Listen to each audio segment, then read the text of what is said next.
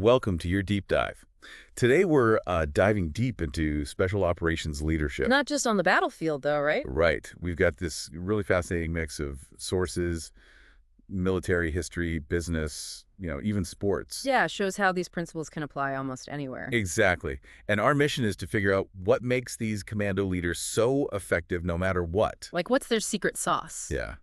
Are you ready to extract some tactical wisdom? Absolutely. I'm already, hooked by how these different worlds from, wartime raids all the way to launching a business, how they all kind of share these common threads when it comes to leadership. Okay, so let's unpack that a little bit. What exactly makes special ops leadership unique? Well, one source, this was the U.S. Special Operations Posture Statement, and they highlight this ability to operate in, well, they call them politically sensitive and volatile environments. Volatile environments. Sounds a lot like my last team meeting trying to decide on a pizza topping. Haha, maybe. But seriously, it points to a key principle here: mission focus. Commandos are laser focused on their objective, often with crazy high stakes. Okay, so how does that laser focus on a mission translate to, say, the business world? Does that mean entrepreneurs need to be metaphorically dodging bullets? Not necessarily dodging bullets, but definitely navigating obstacles, for sure. Imagine a startup, right? They're launching a new product, resources are tight, the clock's ticking, competition's fierce. That unwavering focus, that's what's crucial to cut through all the noise and achieve those goals. So no room for distractions, basically. But what happens when things inevitably go off script? In the military, they say no plan survives contact with the enemy. How do these commando leaders deal with that uncertainty? They adapt on the fly. They don't cling to a plan that's no longer working. They just assess, make decisions, and keep moving. That actually reminds me of the St. Nazaire raid back in World War II. The British commandos, they faced setbacks, heavy casualties, everything, but they adapted. They still achieved their objective. Even blew up this dry dock that was super important to the Germans. Perfect example. And it wasn't just about adapting the plan itself, but their mindset too. They were flexible, resourceful, and they never lost sight of that mission, even when things got tough. It seems like this bias for action is crucial too. What does that even mean in this context? It basically means commando leaders are doers, not just thinkers. They value execution. They're not afraid to make those decisions and take calculated risks. Think of it like you can spend weeks planning the perfect presentation, but if you never deliver it, what's the point? All right. So it's about taking those plans and making them a reality, taking that leap. Makes sense. Then there's this whole idea of empowering your team. Why is it so crucial for these commando leaders? Can't exactly micromanage every little decision. Right. Especially in those high-pressure environments. You have to give your teams that autonomy, that ability to act on their own. One source, it was about this Navy SEAL leader, Michael Murphy. He put it perfectly. We train young leaders to make critical decisions with incomplete information, in the absence of orders, and with lives on the line. Wow. Powerful statement. Speaks to the level of trust involved.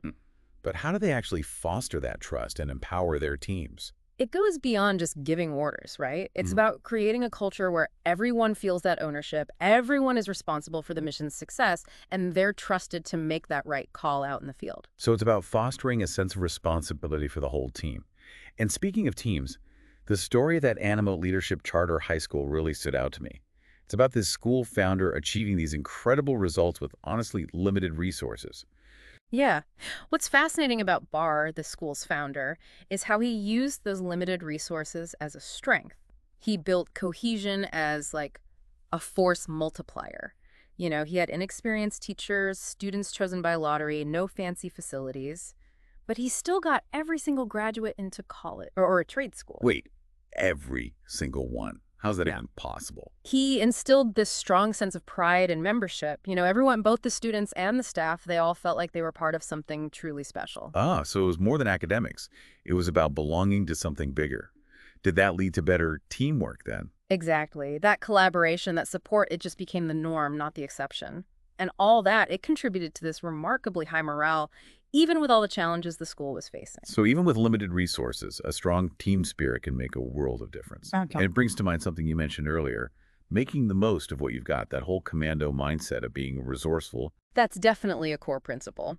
Take Bob McCurr, for example. He led the Black Sheep Squadron, bunch of pilots who were considered rejects, to crazy success in World War II. Wait, hold on. They weren't even the top pilots, and they became like this celebrated squadron. How did that happen? McClure was a master at recognizing and using each pilot's unique skills.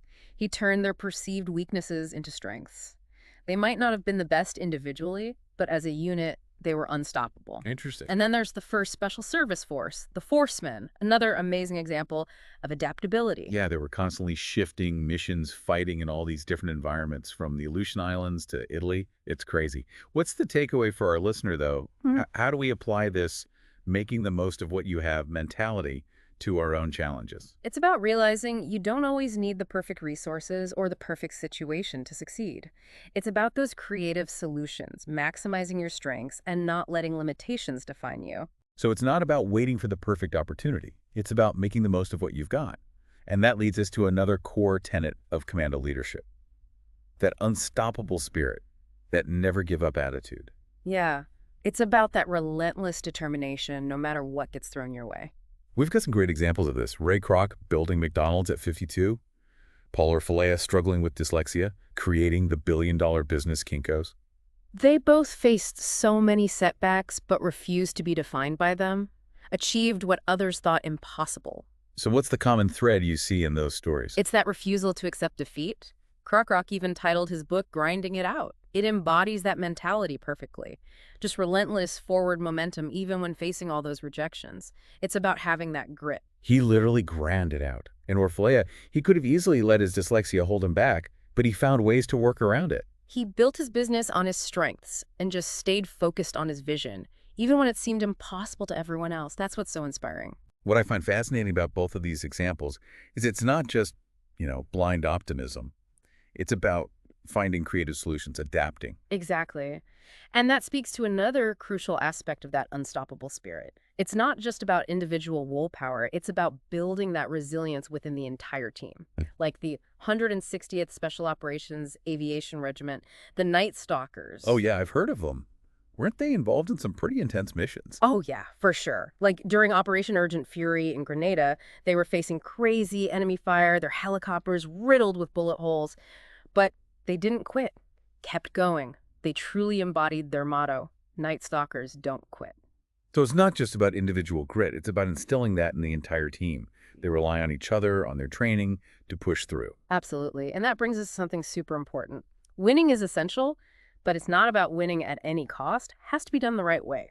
I see where you're going with this. Fight to win, but with integrity. Yeah. That's where the ethical conduct comes in. Achieving the objective, but maintaining your principles. Exactly. It's about making those decisions that align with your values, even when things get tough.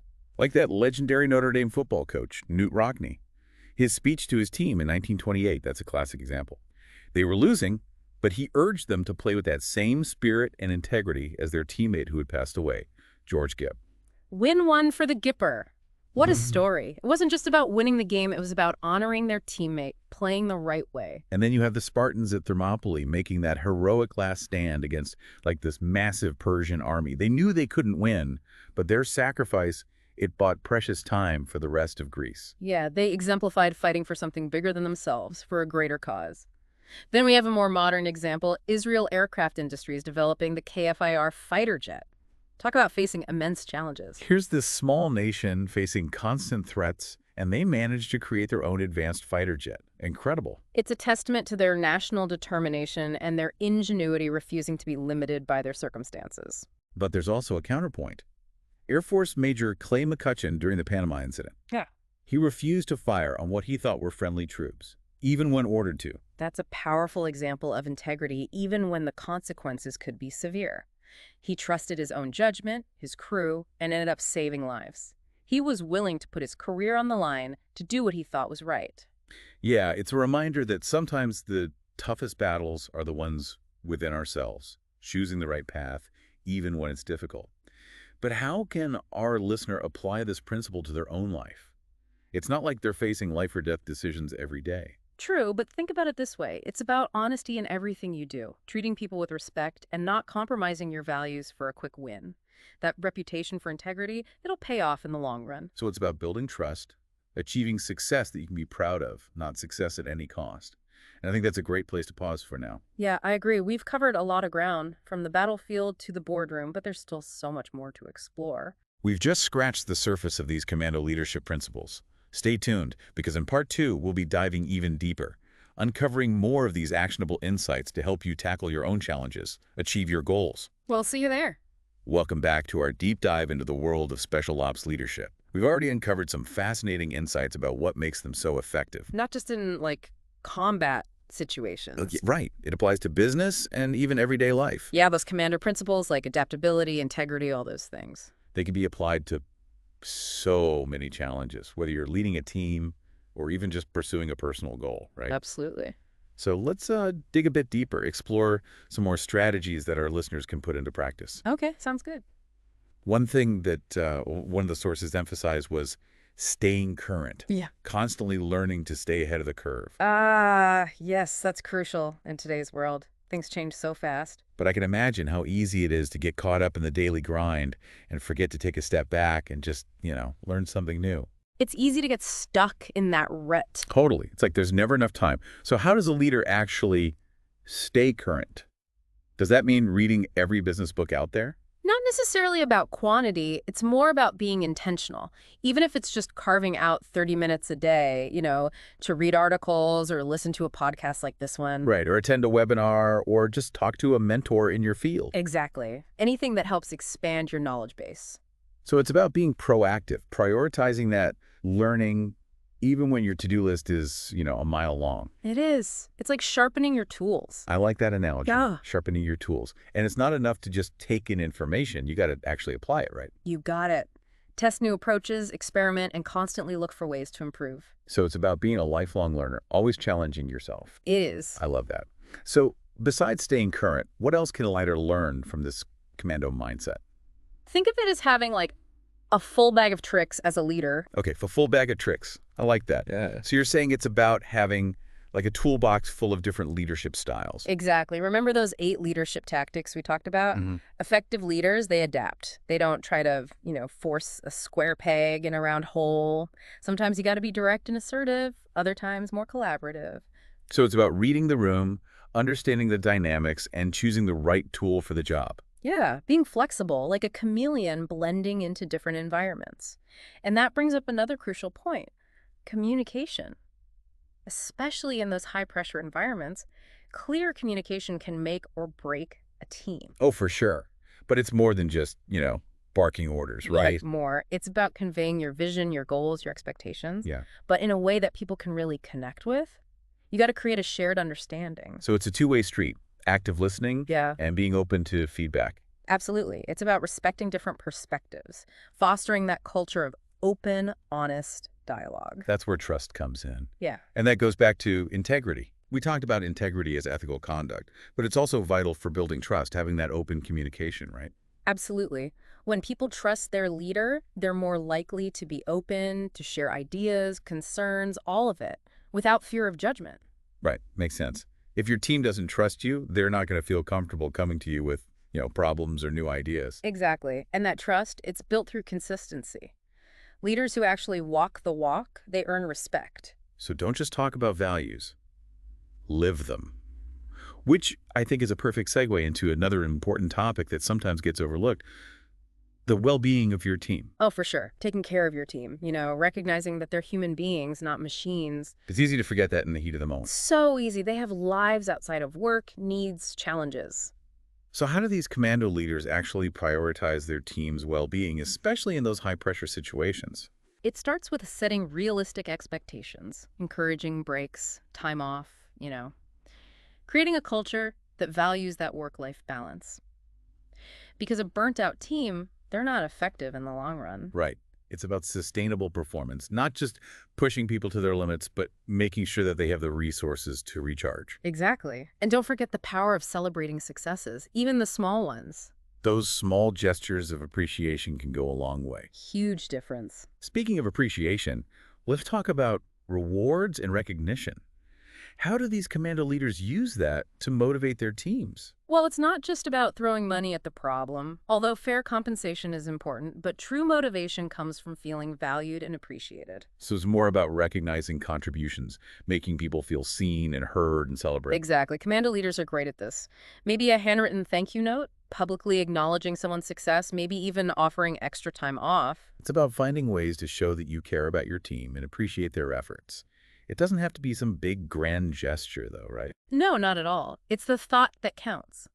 A small gesture to show you're paying attention can go a long way. It really can. Now let's shift gears a bit and talk about something that can be a real challenge for any leader. Personality conflicts. Oh, yeah. That's a tough one.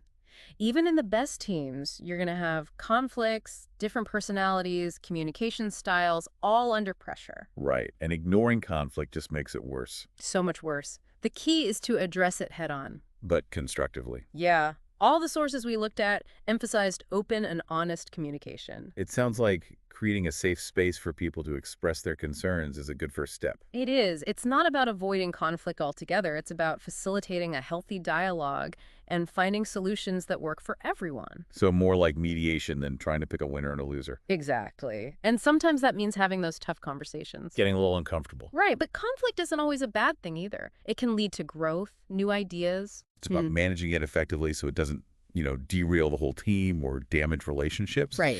It's about turning those disagreements into opportunities for improvement. Now, switching gears again, I want to talk about developing future leaders within the team. Okay, like succession planning, making sure there's someone ready to step up. Exactly. It's about identifying those individuals with leadership potential and then giving them the training, the opportunities to grow into those roles. Makes sense. One source discussed General Norman Schwarzkopf Oh, yeah. and how he developed those future leaders. He would give them these challenging assignments and then provide very honest, sometimes tough feedback. Really push them to grow. Yeah, push people outside their comfort zones, allow them to make mistakes, and learn from them. Right. And provide guidance along the way. It's investment in the future of the team. It is. So once you've identified those potential leaders, what's the best way to actually support their growth? Delegation is huge. It's more than just assigning tasks. It's about empowering people to take ownership and use their skills. So trusting your team, letting go of some control, creating space for them to step up. Exactly. And good delegation isn't about just dumping your work on someone else. It's about finding the right person for the right task. So everyone is operating at their highest level. Right. It also gives those future leaders a chance to really prove themselves, develop new skills. It's a win-win. It is. Now, before we wrap up part 2, I want to touch on something that's often overlooked. Maintaining a positive attitude. Especially when things get tough. Yeah, that can-do spirit is essential. Believing that success is possible even when the odds are stacked against you. For sure. And we've seen that so many times in our deep dive today, like Mary Kay Ash, founder of Mary Kay Cosmetics. Oh, yeah. One of the sources highlighted her incredible optimism, how she inspired her team to believe they could do anything. It's about fostering that culture of positivity, focusing on solutions, celebrating every victory. Big or small. Exactly. Creating an environment where people feel energized and inspired. Even when faced with those challenges. It's about believing in your team, reminding them that they have what it takes to succeed. I think that's a perfect place to pause for now. Welcome back to the final part of our deep dive into special ops leadership. It's been quite a journey, right? It really has. So many incredible stories. And distilling those key principles, the things that make these leaders so effective. Not just on the battlefield, but everywhere. Yeah, we've covered a lot of ground mission focus, adaptability, the importance of integrity, taking care of your team. Now let's bring it all together. What are some key takeaways for our listeners? Well, one of the most striking things I've noticed is their unwavering commitment to the mission.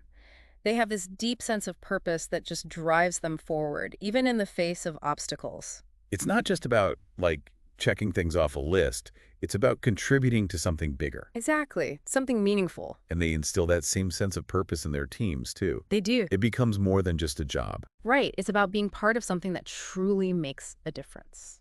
And that sense of shared purpose, it ties in perfectly with something we've talked about throughout this whole deep dive, building a strong and cohesive team. It's like the foundation for everything. Absolutely. A team that trusts each other, supports each other, works together seamlessly. That's where the magic happens. Unstoppable force. You got it. And that cohesion, that unity, it comes from those shared experiences, shared values. And a shared commitment to the mission. Exactly. So it's about fostering a culture where everyone feels like they belong, their contributions are valued, and they're empowered to really do their best work. Couldn't have said it better myself. And that brings us to another crucial element we've seen in these commando leaders. Leading by example. What do you think? Oh, absolutely. They don't just talk the talk, they walk the walk. They're right there on the front lines, setting the standard. They're not afraid to roll up their sleeves, take risks, make tough decisions, and they're always trying to get better, learn from their mistakes. Embracing that growth mindset, recognizing that leadership is a journey, not a destination. Constantly evolving.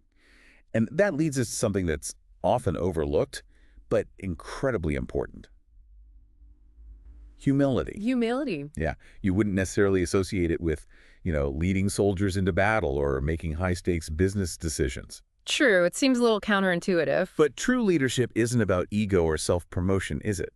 It's about recognizing that you don't have all the answers, that you're still learning, and that you need your team to succeed. Right, it's a collaborative effort. So, being open to feedback, admitting when you're wrong, giving credit where credit is due. Exactly. And all the sources we looked at, they emphasize this effective commando leaders are often the most humble.